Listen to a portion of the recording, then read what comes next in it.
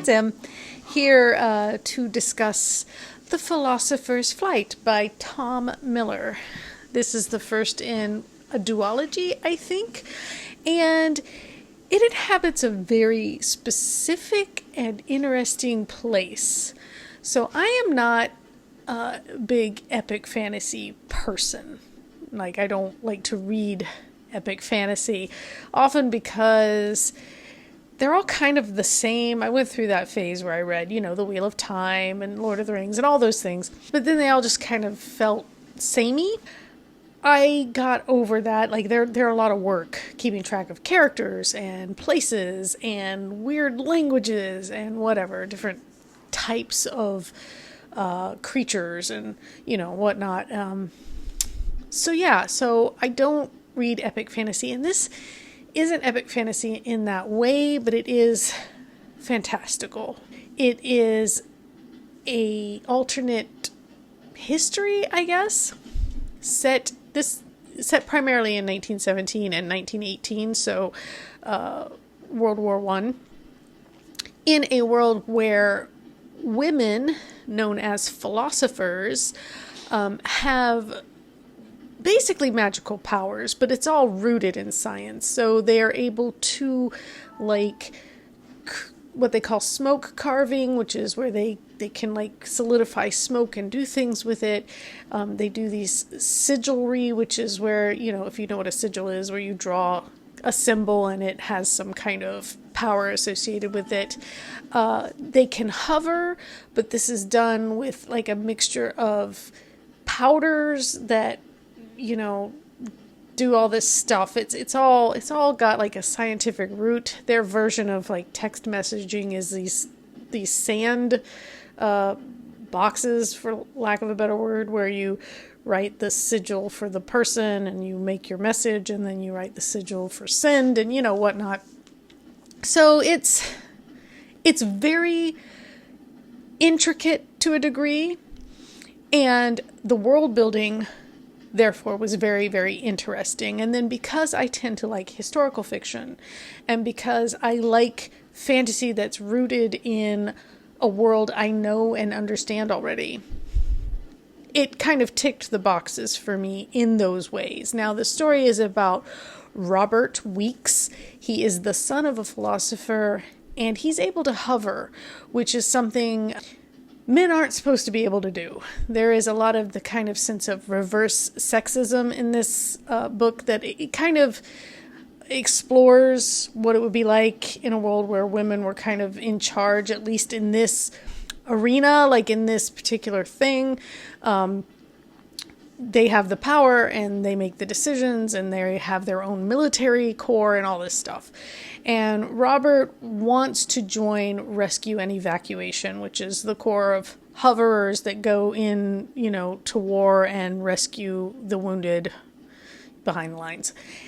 And everybody's like, well, a guy can't do that, but also a guy's not supposed to be able to fly. And he ends up going off to Radcliffe College on what they call a contingency, which is if he passes everything, then he doesn't have to pay the tuition and, whatnot. And he's trying to train to get into R&E because that's what he wants to do, even though everybody's telling him he can't. And it's very fish out of water because he's coming from this small town in Montana, I think.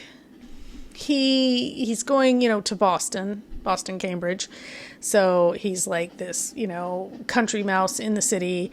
He's a guy in a girl's world. He's, meeting people, and some people really hate him just for being a guy in a women's, profession or whatever. And there are a couple of, I'm not a contest person. I've mentioned in previous videos, I don't tend to like books or movies that are focused on there's some kind of contest or competition, right? And this book has two of those. It has one where Robert is asked to join a society, a fraternity of sorts, and it's men against women. They do this kind of contest thing, and he ends up joining and doing it. And then at the end of the book, there's a much bigger, almost like a version of the magical Olympics, I guess. Not so much like Shades of Magic kind of thing, but they have like these races, and things like that. And the pushback he gets for being the first man to perform in this contest. It's a cup of some kind, that kind of thing. So those things didn't super interest me. The first one's relatively short and pretty quick. The second one, because it's a big part of Robert's story, it goes on for a bit. There were places in this book where it dragged a bit for me. He has a love interest, and she has PTSD because she's already been at the war at one point and is back from war, and so she's dealing with that. There's also this whole other thing where there's this group called Trenchers, and they are anti-philosophical. They want it banned. They want to make it illegal. They literally want to. It's very Salem witch trials. They want to kill all the women, all the philosophers. Women should know their place. It's weird. This book is from 2018, so it's not that old, but it's specifically timely now to read it if you are in the US at the moment. So there's that whole thing, and kind of this, like, do you meet violence with violence or not? So, yeah, there's a lot going on. The world building is really, really interesting. There are a lot of characters. If you're one of those people who's like, I don't like trying to keep track of all these people, it might not be for you. I really liked it. It got 4 stars for me because of the little bit of dragging that it did. It's not super long. I guess it's 400 and something pages, but the back has like a really interesting appendix that shows how the sigilry works. So, you see that it's been really well thought through with some of this stuff. Like I said, the world building and just the world as it is built is very unique and interesting to me. Like, this is not like other stuff I've read, which may just mean that I haven't read a lot in this particular genre. That's very possible because I don't typically read this. My husband recommended this book to me, and I will pick up the sequel at some point, not right away, because I just can't read more. It's pretty dense, because there's so much world building, because there's so much going on at any given moment. It's like there's a lot of plots. And at any given moment, you're only really focused on one thing that's happening, like, oh, the Trenchers are sending, death threats or whatever. But because there's a lot of that, a lot of these little threads, it's dense. And I'm curious about the sequel because there's definitely something there's something weird about the Dean that I'm hoping in the second book gets better explained or explored. I feel like he's like living in some other dimension, or he can see the future. I can't figure out what's going on with him, but I really want to know. And so I'm hoping the second book explains it. But yeah, overall, I'd say I gave it like a 4.3, but I gave it 4 stars just because there are just it didn't quite hit 5 for me. There were times when I was like, oh, am I even going to keep reading this? Because there were just so many places where I was like, okay, this feels like a lull. This feels like a lot of backfill, and I just want to know where the story's going.